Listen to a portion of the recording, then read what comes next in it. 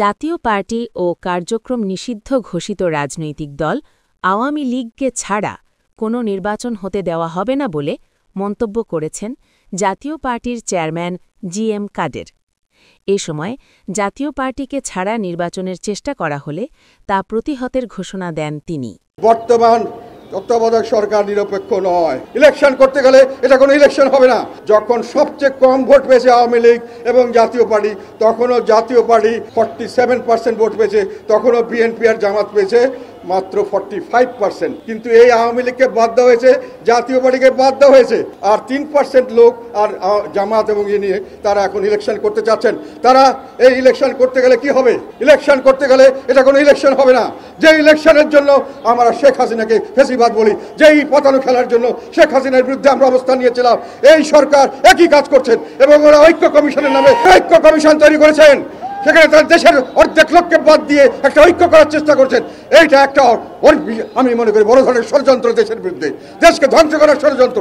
এই ষড়যন্ত্রের অংশীদার তাদেরকে আমি হুঁশিয়ার করে দিতে চাই। দেশের মানুষ এগুলোকে ক্ষমা করবে না। আপনারা যা মনে করছেন তা হবে না। শেখ হাসিনার মতো লোক সমস্ত বিশ্বের সমস্ত বড় বড় শক্তি যাকে সমর্থন দিয়েছিল, সমস্ত সংস্থা এবং যত ধরনের ইনস্টিটিউশন আছে, প্রতিষ্ঠানকে নিজের কবজায় করে উনি রাখতে পারে নাই। বাংলাদেশের মানুষ তাদেরকে লাঠি দিয়ে ফেলে দিয়েছে এবং বাংলাদেশের মানুষ 2 মিনিট লাগবে না।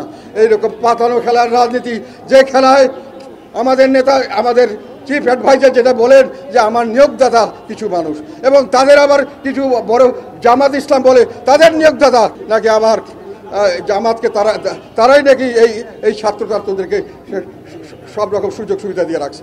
কাজেই বর্তমান তত্ত্বাবধায়ক সরকার নিরপেক্ষ নয়, তাদের একটি দল আছে। এইটার জন্যই তো আমরা আন্দোলন করেছিলাম তত্ত্বাবধায়ক সরকার দেওয়ার জন্য, যেখানে কোনো দল থাকতে পারবে না। যাদের দল আছে তারা নির্বাচন করতে পারবে না, তারা নির্বাচনে তত্ত্বাবধায়ক সরকার হতে পারবে না। যাদের নিজস্ব দলে যখন নির্বাচন করবে তারা তত্ত্বাবধায়ক সরকার হতে পারবে না। বর্তমান সরকারের একটি নিজস্ব দল আছে এবং সেই দলের নেতাকর্মীরা সর্বোচ্চ সুযোগ সুবিধা নিয়ে ঘুরছে, তাদের কথা মতো সরকার চলছে। সরকার দলীয় যদি নির্বাচন হয় সেটা কখনোই একটি স্বাভাবিক নির্বাচন হতে পারে না। OBC টেলিভিশন নিউজ টাইম, সত্য প্রকাশে অঙ্গীকারবদ্ধ।